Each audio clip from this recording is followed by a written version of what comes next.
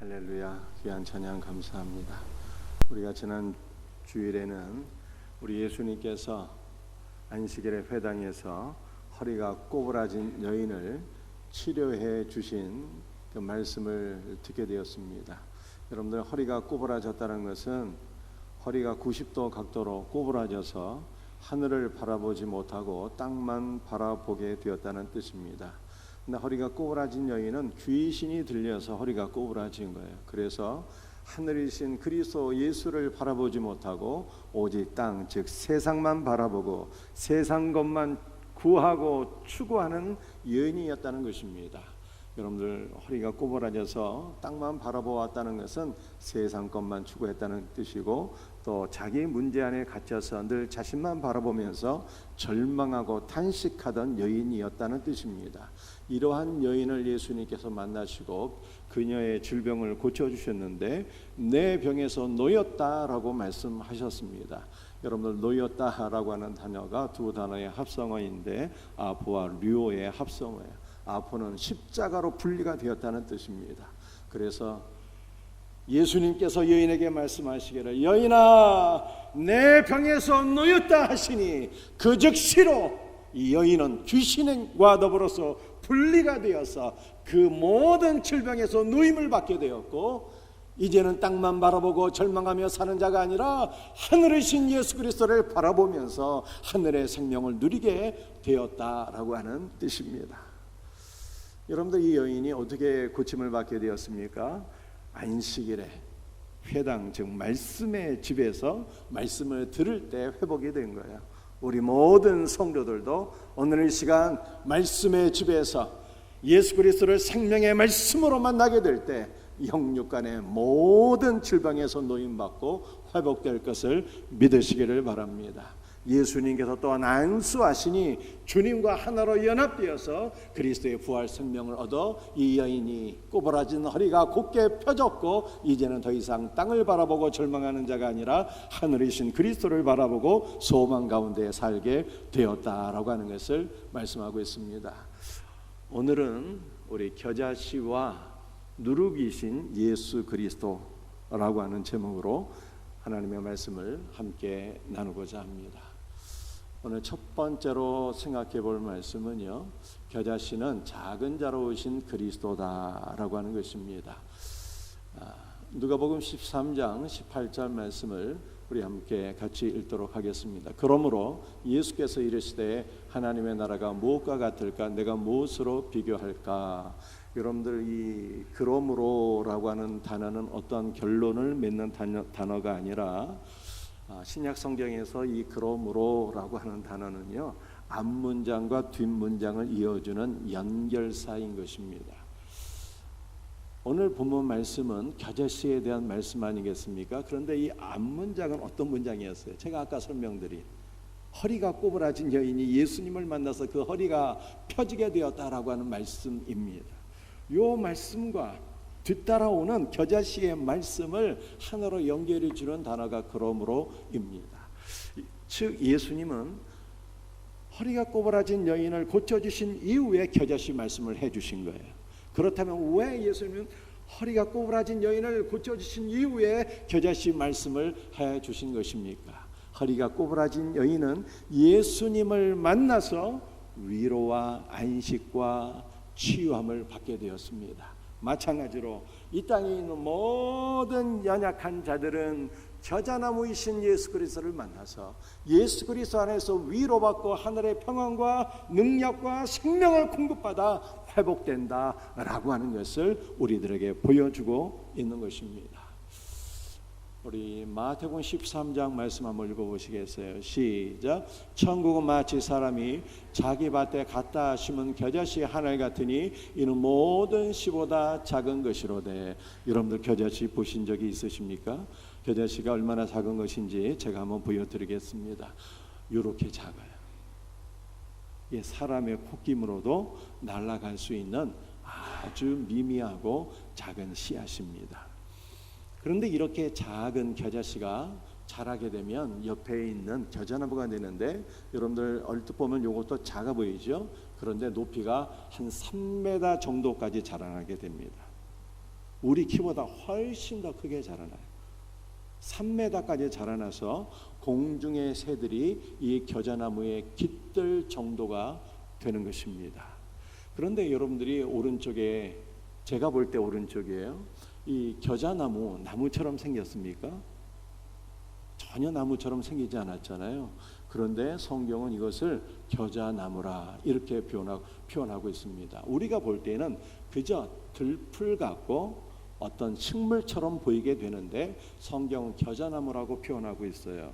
왜냐하면 우리의 관점에서는 나무가 아니지만 유대인의 관점에서 뿌리가 있고 대가 있고 가지가 있고 꽃이 피는 것은요 다 나무인 것입니다. 그래서 성경은 이것을 겨자식물이다 혹은 들풀이다 이렇게 표현하지 않고 겨자나무로 표현하고 있는 것입니다.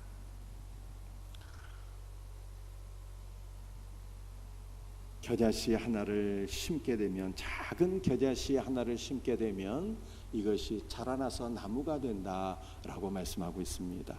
겨자씨는 이 땅에 작은 자로 오신 예수 그리스도를 가리키는 것입니다.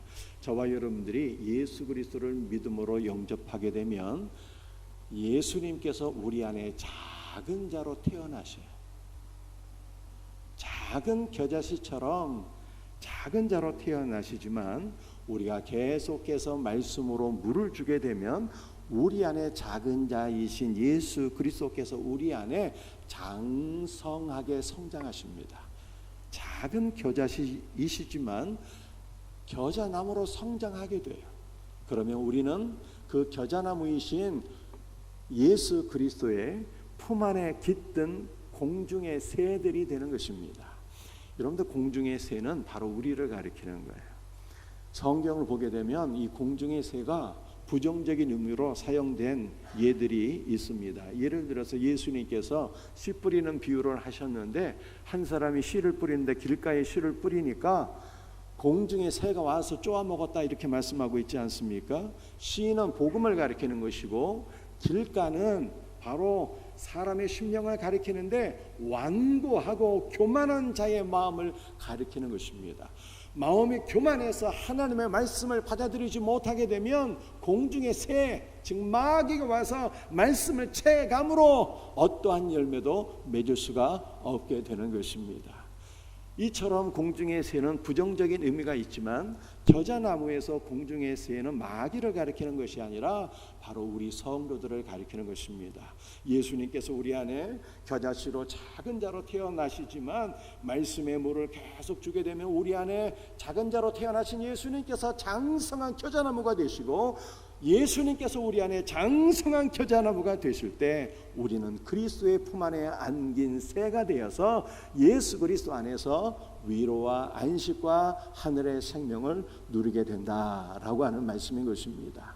지난 월요일 날 우리 고 이정숙 권사님께서 90세의 일기로 하나님의 부르심을 받아서 이제는 겨자나무이신 예수 그리스도의 품 안에 안겨 하늘의 위로와 안식과 생명을 누리게 되었어요. 우리 이정숙 권사님은 우리 생명샘교회가 개척할 때부터 저하고 함께 교회를 섬긴 어른이신데 노년에 많은 질병으로 고통을 당하셨어요.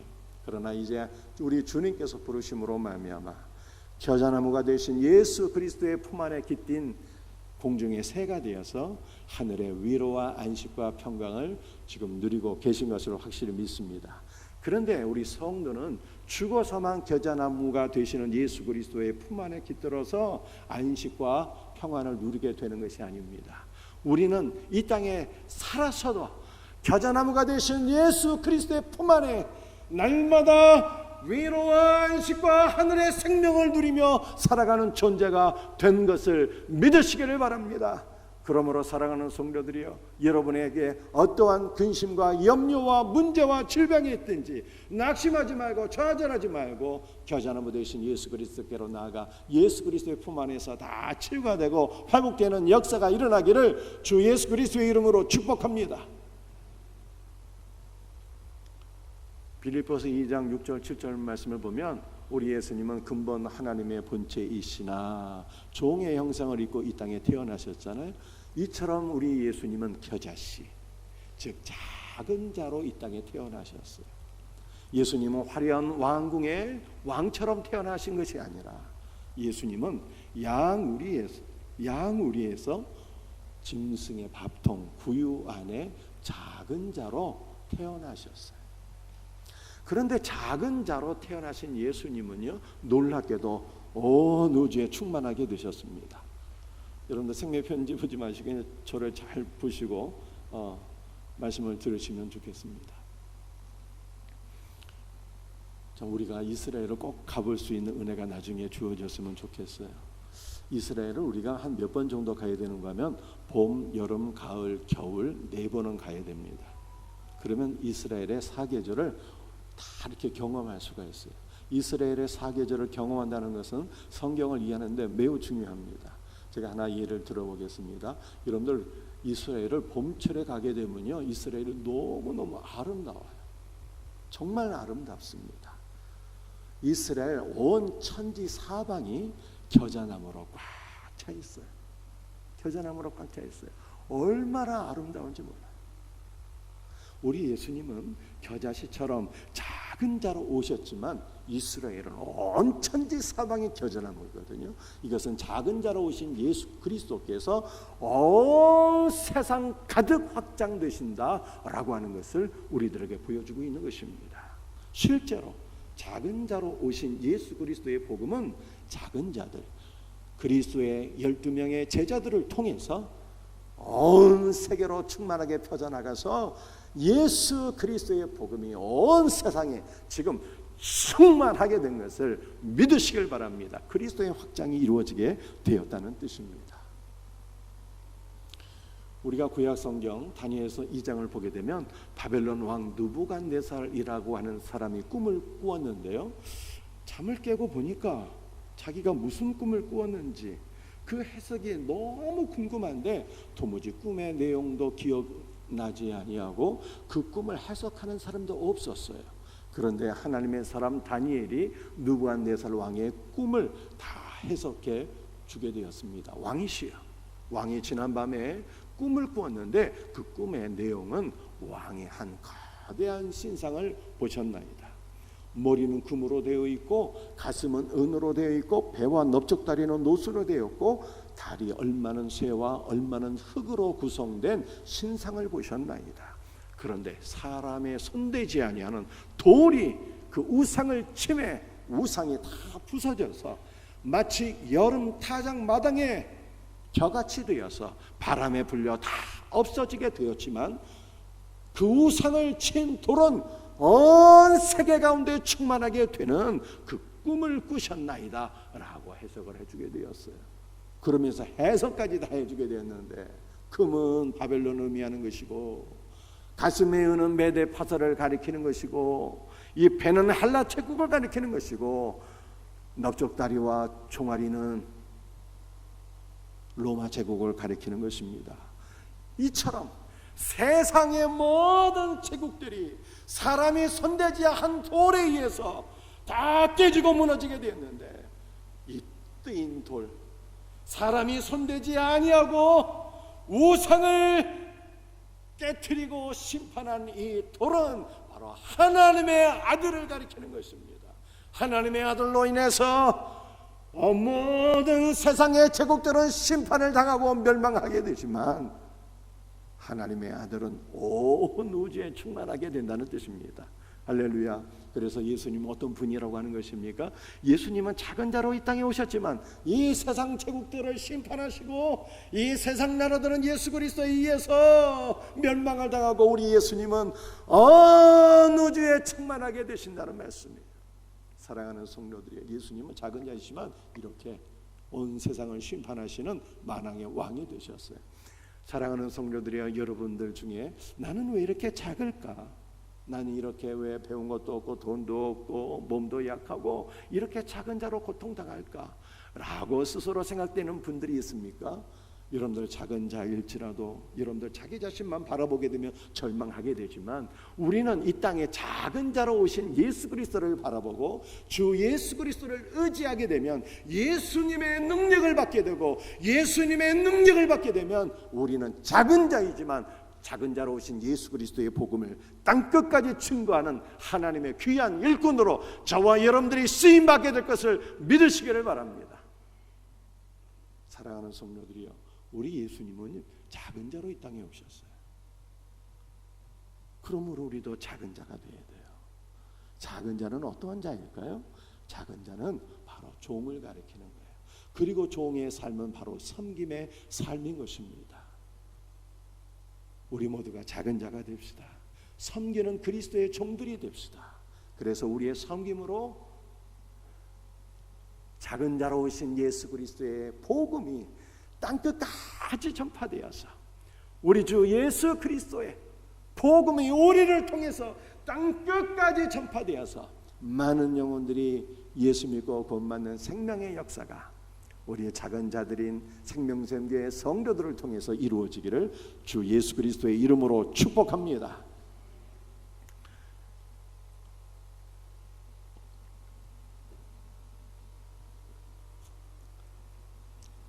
두 번째 우리 살펴볼 말씀은요, 겨자씨는 하나님의 동산에 심겨진 성도이다라는 거예요. 제가 이때까지 무슨 말씀을 드렸습니까?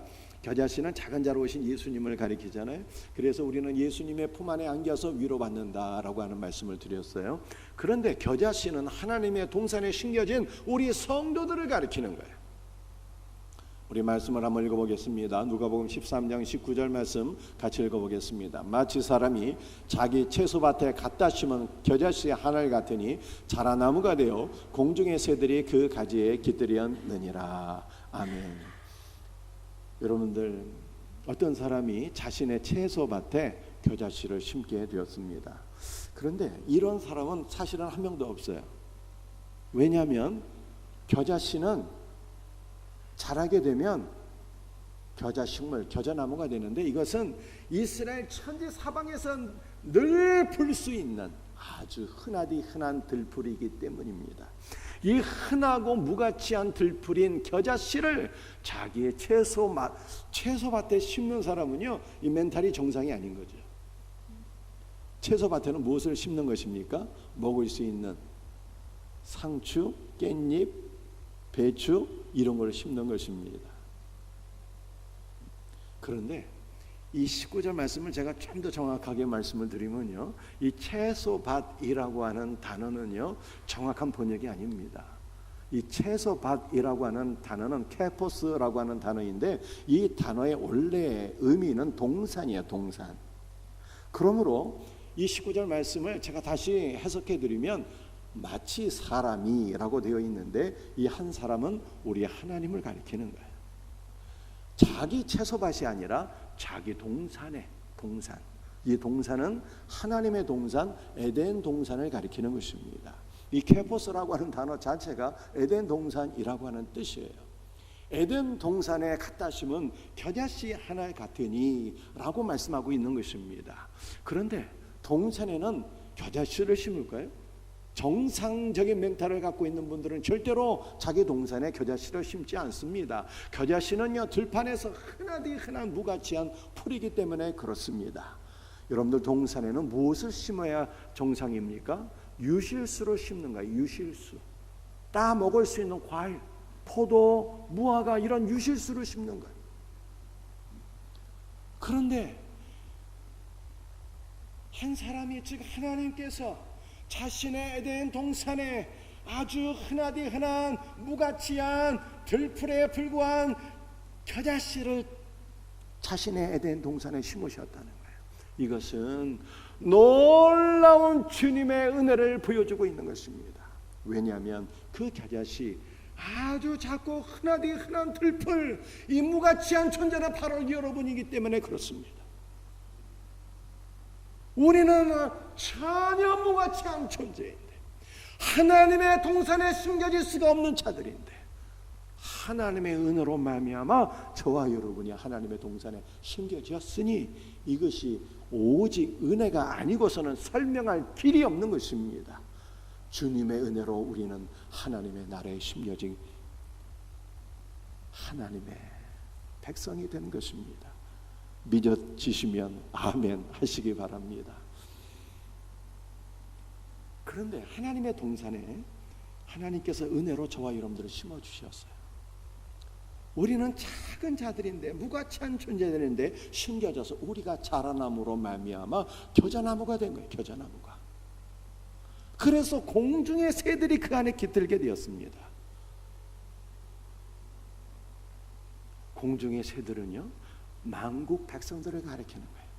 우리가 하나님의 동산의 은혜로 심겨져서 성장하여 겨자나무가 되니 만국 백성들이 우리의 품 안에 깃들여서 하늘의 위로와 안식과 생명을 누리는 역사가 일어나게 되었다라고 하는 것을 성경이 우리들에게 말씀하고 있는 것입니다. 정말로 그럴까요? 우리 요한복음 11장 1절 말씀을 우리 한번 같이 읽어보겠습니다. 어떤 병자가 있으니 이는 마리아와 그 자매 마르다의 마을 베다니에 사는 나사로라. 여러분들, 베다니라고 하는 단어는요, 두 단어의 합성어인데 베트와 아니의 합성어. 베트는 집이라고 하는 뜻이고 아니는 가난, 고통이란 뜻입니다. 그래서 이 두 단어가 합성되어 하나의 단어를 이루게 되니 이 베다니인데요, 베다니는 가난한 자들의 집이라, 고통받는 자들의 집이라고 하는 뜻입니다.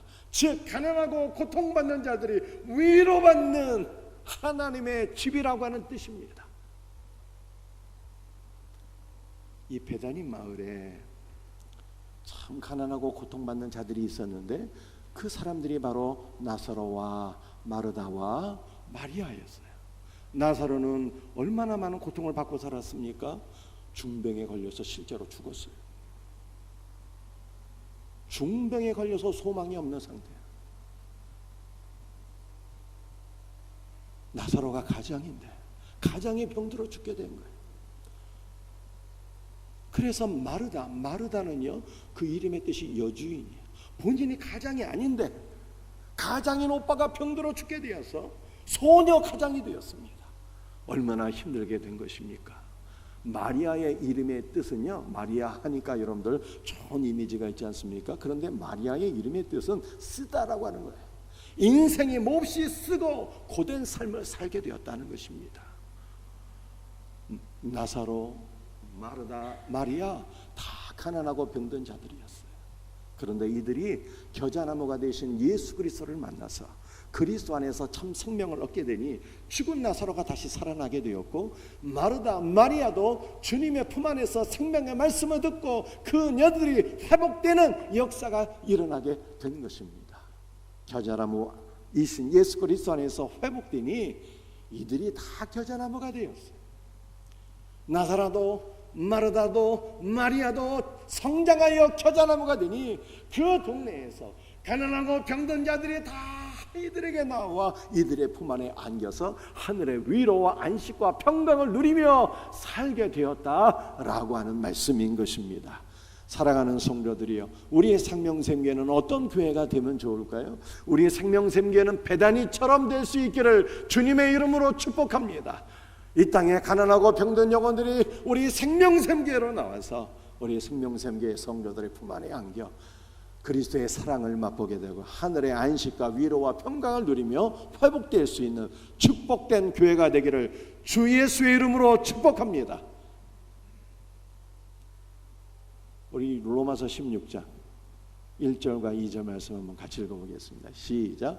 내가 갱그리아 교회의 일꾼으로 있는 우리 자매 베베를 너희에게 추천하노니 너희는 주 안에서 성도들의 합당한 예절로 그를 영접하고 무엇이든지 그에게 소용되는 바를 도와줄지니 이는 그가 여러 사람과 나의 보호자가 되었습니다.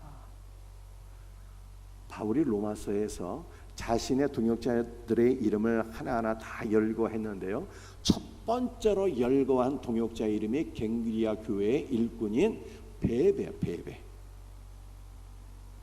이 베베 이름을 첫 번째로 언급하면서 로마 교회 성도들에게 바울이 당부를 했습니다.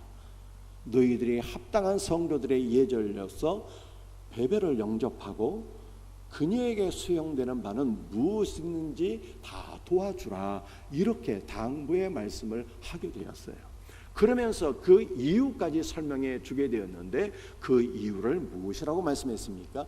이는 그가 여러 사람과 나의 보호자가 되었음이라 라고 말씀했습니다. 여러분들, 이 보호자라고 하는 단어는요, 돕는 자, 후원자, 변호자라고 하는 의미가 있어요. 그런데 요한복음 14장 16절 말씀을 보게 되면 예수님께서 제자들에게 말씀하실 때 내가 보혜사 성령을 너에게 보내주리니 라고 말씀하셨는데요, 이 보혜사라고 하는 단어의 의미가 바로 돕는 자예요. 돕는 자. 이것은 갱그리아 교회 자매인 베베가 어떠한 삶을 살았다는 뜻입니까? 작은 보혜사가 되었다는 거예요. 작은 보혜사가 되어서 바울을 비롯한 복음을 증거하는 자들을 돕고 위로하고 그들을 위해서 변호하고 이러한 역할을 감당하게 되었다는 것입니다. 갱그리아 교회의 일꾼인 베베가 작은 보혜사가 되고, 그녀는 마치 겨자나무가 되어서 그녀의 품 안에 깃든 여러 영혼들을 위로하고 변호해주고 도와주고 이러한 역할을 감당하는 보혜사가 되었다는 거예요. 그러므로 우리도 어떠한 삶을 살아야 되는 것입니까? 우리도 바로 작은 보혜사가 되어서 우리의 품 안에 깃든 모든 영혼들을 위로하고 돕는 그러한 성도들 될 수 있기를, 우리 모두가 그리스도 예수 안에서 겨자나무가 되어서 우리에게 찾아온 모든 영혼들, 이 땅에서 지치고 방황하며 연약한 가운데 있는 모든 자들이 우리의 품 안에서 치유되고 회복되는 놀라운 역사가 일어날 수 있기를 예수님의 이름으로 축복합니다. 사랑하는 성도들이, 어떤 분들은 이런 말들을 합니다. 왜 교회 안에 사랑이 없지? 왜 교회 안에 섬김이 없을까? 이렇게 말하는 분들이 없지 않아 계신데요, 이렇게 말하지 말고 우리 모두가 이제 어떠한 삶을 살면 되겠습니까? 우리 모두가 겨자나무가 되고 우리 모두가 작은 보혜사가 되면 되는 거예요. 그래서 여러분들이 우리 주변에 있는 모든 연약한 자들을 품고 위로할 수 있는 복된 은혜가, 그러므로 우리 생명샘교회 안에 참 그리스도의 사랑이 충만하게 넘칠 수 있는 은혜가 있기를 주 예수 그리스도의 이름으로 축복합니다. 오늘 마지막 말씀 세 번째, 그리스도는 고운 가루로 서말이요 누룩이다라고 하는 말씀 우리 한번 살펴볼 수 있도록 하겠습니다. 누가복음 13장 20절 21절 말씀 함께 같이 읽겠습니다. 또 이르시되 내가 하나님의 나라를 무엇으로 비교할까? 마치 여자가 가루 서말 속에 갖다 넣어 전부 부풀게 한 누룩과 같으니라 하셨더라. 아멘. 여자는 교회를 가리키는 것이고요, 가루 서말은 바로 곱게 갈리신, 십자가의 고난을 받아서 곱게 갈리신 예수님을 가리키는 것입니다. 여러분들, 가루 서말은요 적은 양이 아니에요. 한 에바를 가리키는 것이고, 이것은 구약의 단위로 한 에바를 가리키는 것이고, 한 에바는 작은 뒤주 사이즈를 의미하는 것입니다. 여러분들, 사도 세자가 뒤주에 갇혀서 죽게 되잖아요. 뒤주는 사람이 한 명 들어갈 수 있는 사이즈예요. 가루 서말이 뒤주 하나의 사이즈를 가리키는 것입니다. 그러므로 곱게 갈리신, 십자가의 고난으로 곱게 갈리신 예수 그리스도는 한 사람이 아니라 많은 사람을 먹일 수 있는 생명의 양식인 것입니다. 그런데 이 가루 서말 속에 누룩이 들어가서 고운 가루 서말이 부풀게 되었잖아요. 가루 서말도 많은 사람을 먹일 수 있는 양식인데 그 안에 누룩이 들어가서 이 누룩이 가루 소마를 부풀게 했으니 누룩으로 부풀어진 고운 가루 소마는 수많은 이 땅에 있는 모든 믿는 자들 먹이고도 남는 생명의 양식인 것을 믿으시길 바랍니다. 그러므로 우리는 생명의 양식이신 그리스도를 먹고 어떻게 살아야 되는 것입니까? 힘을 얻어서 생명의 양식이신 예수 그리스도 십자가의 고난으로 함께 갈아져서 하나님께 바쳐진 소재가 되었고 이 땅에 많은 사람들을 먹일 수 있는 생명의 양식이신 예수 그리스도를 모든 이들에게 제공하는 먹일 수 있는 우리 교회, 우리 성도들이 될 수 있기를 주의 이름으로 축복합니다. 여러분들 마지막 말씀이에요. 누가복음 13장 32절 말씀 우리 한번 같이 읽어보겠습니다. 제3일에는 완전하여 지리라. 여러분들 성경에서 3이라고 하는 숫자는 언제든지 예수 그리스도의 십자가의 죽으심과 부활을 가리키는 숫자인 것입니다. 완전하여 지리라 라고 하는 단어는요, 완성하다, 성취하다 라고 하는 의미를 갖고 있어요. 그러므로 예수님께서 32절에서 제3일에는 완전하여 지리라 라고 말씀하신 것은 나의 죽음과 부활을 통해서 내가 완성하고 성취하리라 라고 말씀하신 거예요. 무엇을 완성하고 성취하시겠다고 말씀하신 것일까요? 바로 우리의 구원을 제3일에 십자가의 죽으심과 부활을 통해서 완성하시겠다라고 말씀하신 것입니다. 우리 예수님은 첫째 날에는 십자가의 고난을 받아서 곱게 갈아진 가루가 되셨어요. 그리고 제3일에는 부활을 하셔서 모든 믿는 자들을 위한 생명의 떡이 되셨습니다. 그러므로 우리는 생명의 떡이 되신 예수 그리스도를 먹고 힘을 얻어서 이 세상에 그리스도를 알지 못하는 자들에게 우리의 구원을 완성하셨고 또 우리의 생명이 되시는 예수 그리스도를 우리가 먹일 수 있는 복된 은혜가 있어야 되는 것입니다. 말씀을 마치겠습니다. 우리 겨자씨는 이 땅에 작은 자로 오신 예수님을 가리키는 거예요. 우리 예수님은 작은 자로 오셨지만 겨자나무가 되셨어요. 그래서 우리는 예수님의 품 안에 안겨 위로를 받고 회복되는 은혜를 누리게 된 것입니다. 이것이 복음인 거예요. 여러분들 우리는 예수 그리스도 안에서 또한 겨자나무가 되었어요. 그래서 우리 주님께서 이 땅에서 지친 영혼들, 방황하는 영혼들, 연약한 자들을 다 누구에게 맡겨주신 것입니까? 우리에게 맡겨주신 거예요. 그래서 우리는 이 땅의 연약한 자들을 품고 그리스도의 사랑으로 섬길 때 이 땅의 모든 연약한 자들이 우리의 품 안에서 하늘의 은혜와 위로와 평강을 누리게 되는 것입니다. 우리 성도는 생명의 양식, 곱게 갈아지신 생명의 양식이신 그리스도를 먹고 힘을 얻고 복음을 증거해야 되는 것입니다. 이 놀라운 은혜가 우리 모두에게 있기를 주 예수님의 이름으로 축복합니다.